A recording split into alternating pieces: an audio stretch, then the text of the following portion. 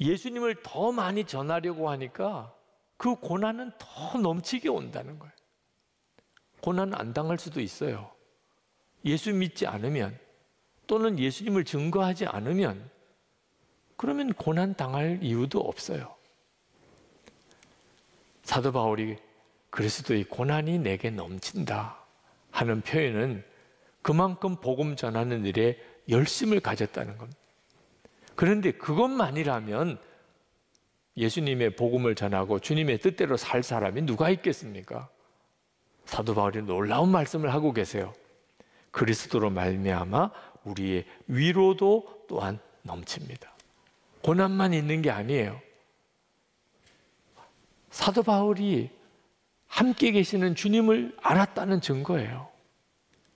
고난도 오지만 그 고난을 능히 이길 수 있는 위로가 주님으로부터 사도 바울에게 임했던 거예요.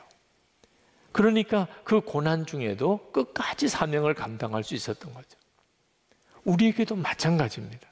우리가 하나님의 뜻대로 살려고 그러고 예수님을 주님으로 왕으로 모시고 살려고 그러면 어려움이 닥쳐옵니다.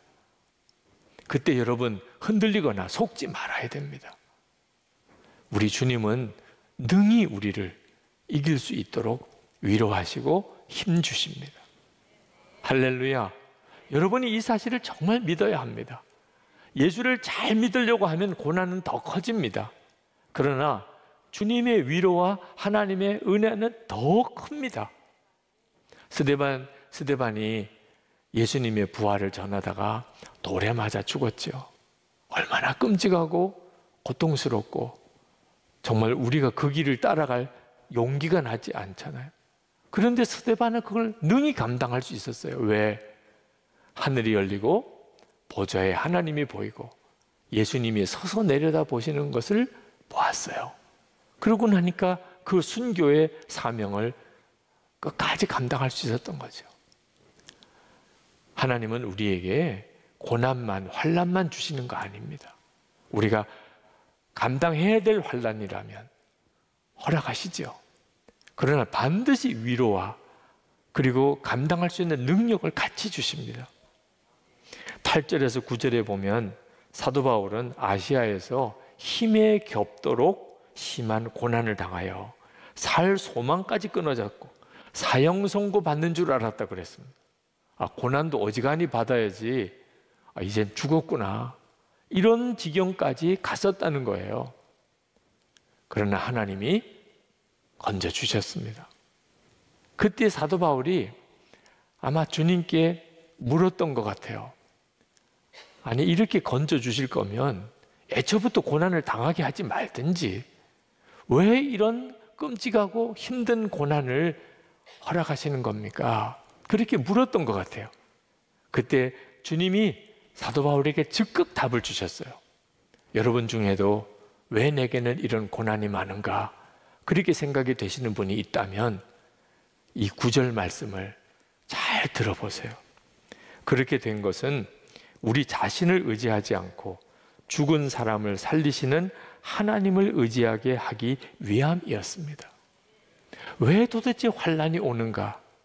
우리가 더 이상 자기 자신을 의지하지 않고 죽은 자도 살리시는 하나님을 의지하게 하기 위해서, 그것만이 살 길이니까. 우리가 조금만 편해지면 우리 자신도 모르게 자기를 의지하고 살게 됩니다. 그게 망하는 길이에요. 자기를 의지하고 살았기 때문에 가정 문제도 풀어지지가 않고 내 삶도 항상 뒤죽박죽이고 그리고 신앙생활조차도 어려워지는 거예요. 우리가 살 길은 오직 하나, 우리가 우리 자신을 의지할 수 있는 게 뭐가 있나요? 우리 자신이 뭘 믿을 수 있는 게 있나요? 더 이상 나를 의지하지 않고 죽은 자도 살리는 하나님, 그분만 의지하게 될 때 우리가 세상을 이기는 강한 자가 되는 거예요. 그래서 환난이 우리에게 유익하게 되는 거예요. 우리가 영적으로 더 강해지니까, 나를 의지하지 않고 오직 하나님만 의지하는 자가 되니까 그렇게 되는 거예요. 그래서 사도 바울이 이 사실을 깨닫고 난 다음에 앞으로 닥쳐올 환난과 어려움에 대해서 두려운 마음이 싹 사라졌습니다. 어려움이 올 때 하나님의 뜻은 나를 의지하지 말고 죽은 자도 살리는 하나님만 의지하는 데 있는 것이었구나. 그러면 뭐 어떤 어려움이 와도 상관없지. 10절 말씀을 보세요. 하나님께서는 이렇게 위험한 죽음의 고비에서 우리를 건져주셨고 지금도 건져주십니다. 또 앞으로도 건져주시리라는 희망을 우리는 하나님께 두었습니다. 사도 바울에게 이제는 어떤 문제가 닥치더라도 겁이 없는 희망이 생긴 거예요. 지금 중국에 있는 우리 선교사님들이 대거 다 철수하셨습니다. 중국에 더 있을 수가 없게 됐죠. 그것 때문에 중국 교회에 대한 걱정이 있지만 사실 이 일은 이전에도 한 번 있었습니다. 중국이 공산혁명이 일어날 때 중국에 있는 모든 서양 선교사들이 다 추방당했습니다. 신학교 문 닫고 교회도 문을 걸어 잠궈야 되고 목사들은 다 감옥에 가고 중국 교회는 끝난 줄 알았어요. 그런데 시간이 지나서 보니까 중국 교회가 얼마나 강하게 더 크게 부흥되어 있는지 깜짝 놀랐어요. 그러므로 지금도 하나님은 중국 교회를 지키실 거다. 그걸 믿게 되는 거예요. 우리가 어려움을 겪어보면 그때는 힘들어 느껴지게 되지만 그 다음에는 믿음이 더 커지게 됩니다. 어떤 어려움이 닥쳐와도 흔들리지 않는 믿음을 갖게 되는 거예요. 이런 희망, 사도 바울 자신만을 위한 것이 아닌 것을 알았어요. 사도 바울이 복음을 전해서 예수를 믿은 성도와 교회가 똑같은 고난을 겪는 겁니다. 그래도 사도 바울이 위로를 받는 것은 주님이 그들과도 함께 하실 것이니까. 그리고 그때 당시 교회들, 성도들이 사도 바울을 보면서 사도 바울이 저렇게 고난을 겪는데 하나님이 지키시는구나. 하나님이 사도 바울과 함께 하시는구나. 그러면 우리도 함께 하시겠지. 그래서 그때 당시에 모든 성도, 환난당하는 교회도 사도 바울을 보면서 위로를 받았다는 거예요. 그래서 사도 바울 그리고 그때 당시에 사도들이 환난을 당할지라도 기뻐하라고 말씀을 하신 겁니다. 로마서 5장 3절 4절에 보면 우리가 환난 중에도 즐거워하나니 이는 환난은 인내를, 인내는 연단을, 연단은 소망을 이루는 줄 알미로라. 야고보서 1장 2절에 야고보 사도는 내 형제들아 너희가 여러 가지 시험을 당하거든 온전히 기쁘게 여기라. 그렇게 말씀을 하신 겁니다. 우리 교회는 참 어려움을 많이 겪은 교회입니다. 예배당 건축도 정말 상상이 잘 안 될 정도로 어려웠고, 그리고 담임 목사님이 갑자기 교체가 되는 과정도 큰 교회 위기를 가져왔었던 교회입니다. 어느 교회나 다 어려운 과정을 다 거쳤지만 우리 교회는 유달리 어려운 일을 많이 겪은 교회입니다. 그런데 제가 담임 목사를 부임해 와서 보니까 깜짝 놀라는 믿음의 용사들이 우리 교회에 너무너무 많은 거예요. 어려움이 그냥 고통으로만 끝난 게 아니더라고요. 그런 위기와 어려움을 지나다 보니까 믿음이 너무너무 강한 성도들이 선 거예요. 지금은 우리 교회가 큰 어려움의 위기에서 이제 벗어난 상태입니다. 그렇지만 저는 이 믿음의 유산, 강한 믿음의 성도가 되는 이 전통은 절대로 포기하면 안 된다고 믿습니다. 그래서 우리가 교회 사랑주의를 해마다 2월 달에 지키면서 우리 교회의 가장 어려웠던 시절을 계속 돌아보게 되는 거예요. 환난을 두려워하지 마세요. 환난은 우리에게 크게 유익을 줍니다. 우리를 더 강하게 만들어줘요. 나를 의지하지 않고 죽은 자도 살리는 하나님만 의지하는 믿음을 갖게 해주는 겁니다. 루스 우스터만이라는 화가가 있는데 아이들이 벽에다가 낙서를 하거나 종이에다가 어디 낙서를 하면 그냥 내버려 둔대요. 우리들 같으면 야단도 치고 못하게도 할 텐데 내버려 둔대요. 그리고 아이들이 놀다가 낙서하다가 가버리면 그 애들이 낙서한 곳에다가 색깔을 칠하고 거기다가 붓을 더 대서 기가 막힌 미술 작품을 만들어내는 거예요. 화가니까 그렇게 할 수 있는 거죠. 이진희 목사님이 광야에 살다라는 책에서 이 이야기를 요셉에게 그대로 적용해서 이야기를 하셨습니다.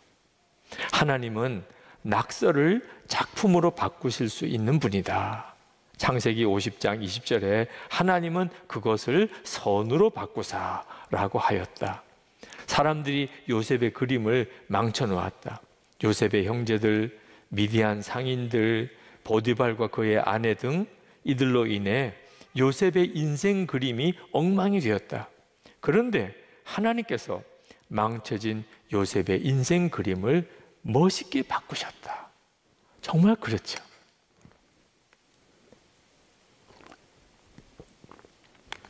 여러분도 누군가가 여러분의 인생을 망쳐놓은 사람이 있을 거예요. 지금까지 살아오는 동안 또는 지금도 그 사람 때문에 내 인생은 엉망이 됐어. 그 사람 때문에 내 인생 그림이 낙서투성이야. 그런 분 있으실 거예요.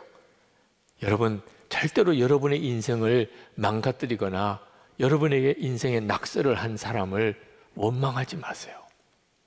하나님이 계시잖아. 하나님은 어떤 엉망인 인생도 기가 막힌 작품으로 만들어내시는 하나님이세요. 요셉이 그랬죠. 모세가 그랬죠. 한나가 그랬죠. 다윗이 그랬죠.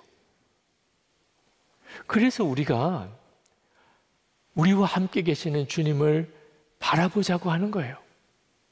사람들은 내 인생을 엉망으로 만들 수 있어요. 의도했든 의도하지 않았든. 그러나 하나님은 그 엉망이 되어버린 인생을 기가 막힌 인생 작품으로 만들어내실 수 있다니까요. 그러므로 연단과 환난을 두려워하지 마세요. 오히려 지금이야말로 주님을 주목해야 될 때예요. 주님과 동행하는 삶을 지금 훈련해야 돼요. 협성대학에서 목회상담을 가르치는 이세영 교수님이라고 계신데 미국에서 유학하실 때 이야기를 어느 글에 쓰신 것을 읽었습니다. 뉴욕에 있는 어느 한인교회 교육목사로 계실 때 그때 중고등부 애들을 데리고 델라웨어 강으로 카누 여행을 인솔에 갔었다는 거예요. 그런데 그 아이 하나가 그만 강에 빠져서 사경을 헤매는 거예요. 얼마나 놀라고 충격이었겠습니까? 헬리콥터까지 불러서 급히 뉴욕으로 후송을 하고 병원에서 살려보려고 애를 썼는데 결국은 세상을 떠나고 그 아이의 장례를 치르는데 목사님은 이미 벌써 제정신이 아니었어요. 모든 게 다 끊어진 것 같고 모든 게 깜깜한 색깔로 다 칠해진 것 같고 아무 소리도 들리지 않고 감정마저도 죽어버려서인지 어떤 것도 느낌이 없을 정도로 목사님 자신이 완전히 멘붕 상태에 빠진 거예요. 근데 그때 그 사고가 일어났던 그 자리서부터 장례식이 있는 그 시간까지 선생님 한 분이 끝까지 그 목사님 옆을 지켜주었어요. 목사님이 힘들어하고 괴로워할 때 묵묵히 옆에 있어주고 목사님이 해야 될 일들 너무너무 당황스러워서 어떻게 해보지 못하고 쩔쩔맬 때 다 옆에서 그냥 챙겨주면서 끝까지 지켜준 선생님이 한 분이 계셨다는 거예요. 완전히 무너지고 목회도 포기하고 공부도 포기하고 다 끝낼 수밖에 없는 그런 처지에 그 선생님 한 분 때문에 마음을 추스리고 다시 시작할 수 있었다는 거예요. 그 이야기를 쭉 쓰시더라고요. 여러분 아무리 힘들고 환난이 와도 누군가가 한 사람만 내 옆에 끝까지 있어주면 얼마든지 버텨내요.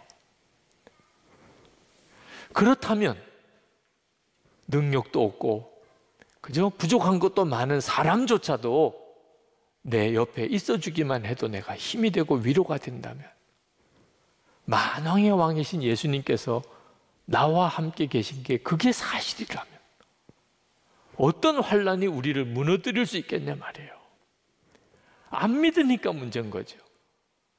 예수님이 나와 함께 계시고 항상 나와 동행하신다는 이 엄청난 사실을 듣기만 했지 실제로는 믿고 그대로 실제로 누리지 못하니까 이 문제 저 문제 앞에서 그렇게 맥없이 흔들려 버리고 마는 겁니다. 요즘 주변에 이런저런 어려움을 겪는 분들을 많이 봅니다. 아마 앞으로 더 많아지고 어려움은 더 커지리라고 예상이 됩니다. 성도들을 위해서 기도하는데 갑자기 하나님이 그런 마음을 주세요. 이 정도 어려움 때문에 이렇게 정신을 못 차리면 앞으로 환난이 닥칠 때는 어떻게 하겠느냐. 갑자기 제 마음속에 기도 제목이 확 바뀌는 것을 느꼈어요. 여러분, 예수를 믿는 것 때문에 무서운 핍박이 오는 이런 상황이 벌어진다면 여러분은 견뎌낼 준비가 되어 있습니까? 아직까지 어려움이 많지만 아직까지 환난이라고까지는 말할 정도는 아니에요. 언제 그런 일이 일어날지 모르죠. 예수 믿을 때 예수 믿는다고만 하면 모든 걸 포기해야 되고 심지어 죽임도 당할 이런 날이 올 수도 있는 거예요. 그런 때가 오더라도 나는 흔들리지 않는다. 그런 믿음이 있나요? 지금 준비해야 돼요. 우리가 다 예수를 잘 믿는 것 같았는데 코로나19 사태가 터지니까 예수를 믿는 사람인지 아닌지 정신 못 차리는 사람들이 얼마나 많은지, 교회에 모여서 예배드리지 못하고 성도들끼리 모이지 못하니까 신앙생활 제대로 하는 건지 아닌지 정신을 못 차리는 사람들이 얼마나 많은가 말입니다. 우리의 믿음을 스스로 점검해야 합니다. 여러분, 우리 안에 계신 예수님을 정말 바라봐야 됩니다. 그 주님께 우리 문제를 진짜 맡겨야 되고, 그리고 그 주님께 순종할 수 있는 삶을 사는 일이 우리에게 지금 가장 중요한 문제예요. 환난이 오고 어려움이 닥친다 그래서 살려주세요, 도와주세요, 힘들어요 이렇게만 기도하면 안 됩니다. 그 어려움은 우리 믿음을 강하게 세우기 위한 하나님의 놀라운 섭리이기도 한 거예요. 우리 자신도 흔들림이 없고 다른 사람조차도 하나님의 위로자가 되어서 그들을 세워줄 수 있는 그 일을 위해서 하나님이 우리를 이끌어주고 계신 거예요. 환난이 우리를 그렇게 만들어 가요. 더 강한 믿음의 사람으로. 2020년 코로나19로 인해서 진짜 한 해가 엉망진창인 해가 되어버린 것 같습니다. 그렇지만 가만히 돌아보니까 2020년 한 해 정말 놀라운 일이 또 벌어졌어요. 우리가 예수님과 동행하자고 늘 그렇게 부르짖었지만 올해처럼 예수님과 동행하는 일에 이렇게 집중해 본 해가 없었어요.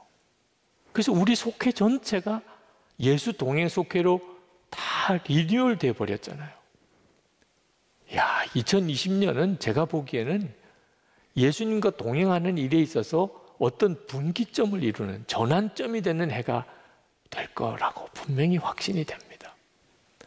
또 하나, 우리 교회에 성도들이 와서 기도할 수 있는 기도처를 마련하려고 마가다락방을 만들었어요.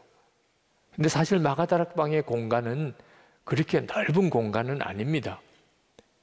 저는 늘 이 예배당을 볼 때마다 이렇게 좋은 예배당이 성도들이 기도처가 되면 얼마나 좋을까?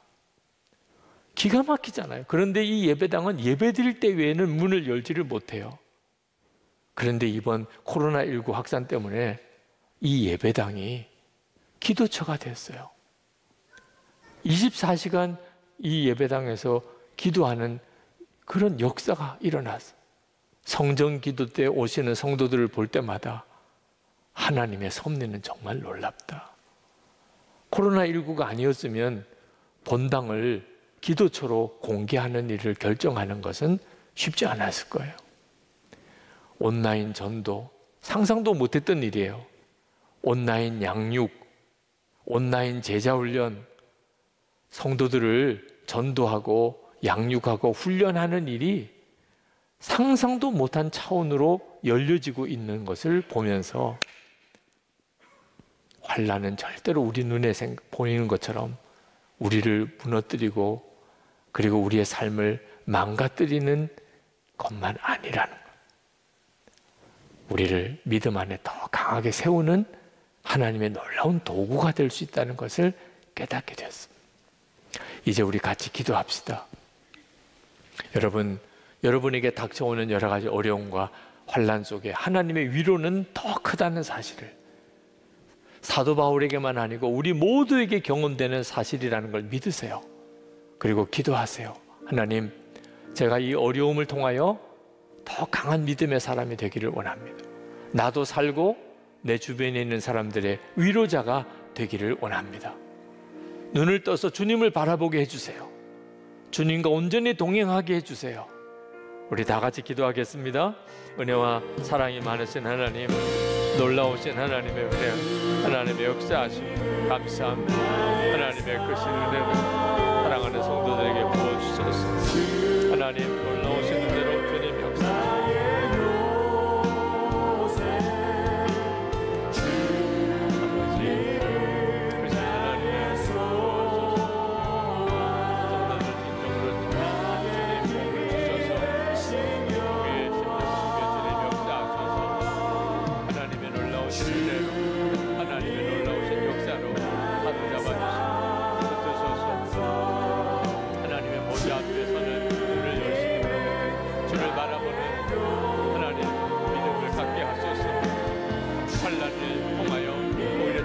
믿음의 사람이 되게 하시고 두려움 없는 확신으로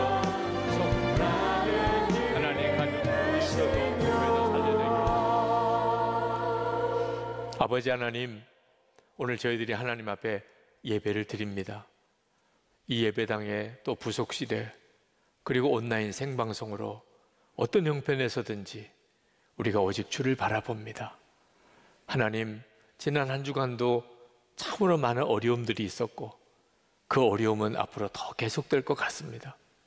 그러나 이 시간에 우리를 하나님의 보좌 앞으로 인도하시고 하나님이 살아계신과 지금도 주님이 우리 안에 계신 것을 다시 한번 깨닫게 하시니 사도 바울에게만 아니고 우리에게도 고난이 커도 위로는 더 크다는 분명한 체험을 주시기를 원합니다. 눈을 열어 주를 봅니다. 주를 바라보는 그 분명한 믿음을 주시기를 원합니다. 주님과 함께 또 하루하루 우리의 어떤 문제와 형편도 주님과 함께 해결하게 하여 주옵소서.